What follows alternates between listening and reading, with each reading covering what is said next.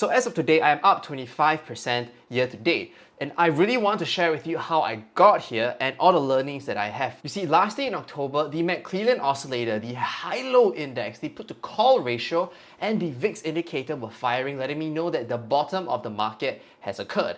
Last year when I was talking about this indicator and yelling at the top of my lungs that everyone should look at it because it has always predicted the bottom, or at least the very close to the bottom, and I was so excited about it. But back then, even when I was buying in, following an indicator, I was a little scared. But when I was looking at how these indicators were made and how they were formed, then it made so much sense. And I'm not showing you this to be like, haha, I'm smart, I know the world, and I'm smart, I'm gonna be a millionaire. No, you know, I'm on a journey to $1 million, and so every small bit helps. So this $8,000 that I earned, I feel that I should just share with you guys on how I did it, so hopefully when the next opportunity comes, you guys can take a hold of it as well. So let me explain to you what happened and show you how the money was made. So let us look at the daily chart, as this only works on the daily chart. This is the S&P 500. Now, these white lines over here are the McClellan Oscillator. And these green lines, this one that comes down, is the high-low index. Now, whenever the high-low index fires, it usually marks that we are close to the bottom of a trend. The high-low index is based on the number of highs and lows based on the past 52 weeks, and the McClellan Oscillator follows something very similar as well, which tracks the momentum. And now if you take a look at this, alright, let's start with the McClellan Oscillator first. The McClellan Oscillator has always been able to find the bottoms right here. You can see the white line, and the next one is over here, which is the exact bottom of the market in 2022, October, and there's another one right here, which is at this particular bounce right here. Another one right here, which showed this bottom, and another one over here, which shows this bottom, and it doesn't fire very often, but every time it fires, it usually marks a bottom. And guess when was the last time the high-low index fired like crazy? It was back in 2020 bottom, and that was how I entered into the market, right at the bottom, right here. You can see the high-low index was firing, it did not fire, market closed, the next day you enter right here, boom, and the market went rallying from there. And that's how I caught the bottom of 2020. And one more time, just because of the high-low index, I was able to catch the bottom of the 2022 crash as well.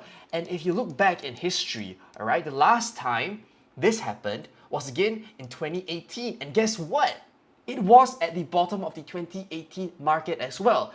And so, look, this indicator, the high-low index combined with the McClellan Oscillator, they do not fire very often. In fact, they fire so little that most people do not bother to look at them, which is why they're not the sexy indicators. They're not the indicators that will get you $1 million overnight. They are not the little day trading indicators that you can use all the time. The previous high-low index of 2016 to the next one is 2 years, 1,000 bars. But when they fire, they mark the bottom. And it's very important that we consistently look at it. And of course, October, when the high-low index, and not just the high-low index as well, if I were to zoom in, you can see right here, these two red bars or red triangles at the bottom, this is the VIX. And the VIX is telling me they're oversold. Volatility is crazy. Something is happening, like capitulation is happening. And guess what? Right afterwards, right after the signal, remember, right at the bottom, the put-to-call ratio is also firing, which is letting me know that, hey, we are starting a bull trend. Okay, so we have 4 major macro indicators that are letting me know that, hey, something is going on and we are probably going to go up from here. And guess what? We did. From when I entered all the way to the current top is about 25 to 26%.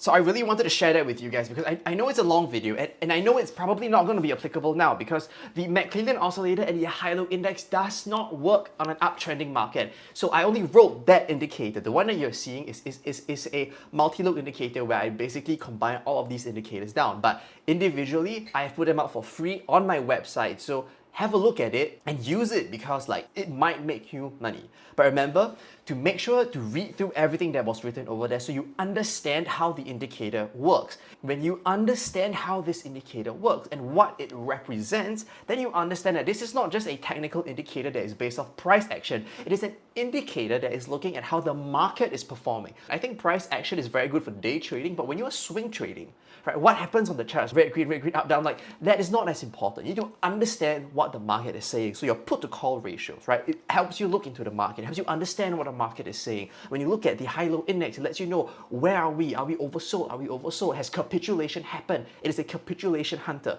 Same with McClellan Oscillator. It's very similar to the high-low index, but of course it is a much lower threshold, which is why it fires more often. But it's very good when you are in a downward trending market and you want to hunt for the bottom. Then that's the indicator for you to use. And what is the VIX? The VIX is volatility. And so when volatility goes too high, that is letting me know, very similar to the high-low index, that no one is certain of what's going on, and that usually means that people are capitulating. So that's when you want to enter in long for a long-term play. Look, I enjoy swing trading. Look, I've tried day trading. I was profitable, but I stopped day trading because I do not have the time, right? So instead of like trying to day trade my way to make it, and I think day trading is a very good way for you to make a lot of money, consistently long run, but you need the time for it. With swing trading, looking at how the market is performing, it is a very simple task. Wait, but you need to be patient. When you're patient, these things will come to you. I hope this was valuable to you. If you're like me, you're not fully into day trading every single day, but you enjoy like the part-time swing trading where you just look at the charts, analyze it on a daily time frame, which means you only need to analyze the charts once a day, maybe sometimes once every 2 days, just to see what's going on, look for the sectors that will be relevant, and then you can enter the market. And right there, you would be able to make a decent amount of money. Look, again, I know $8,000 is not a lot. Like people online, $8,000 is a single day trade. But that's not me, that's not my style. I'm not that good.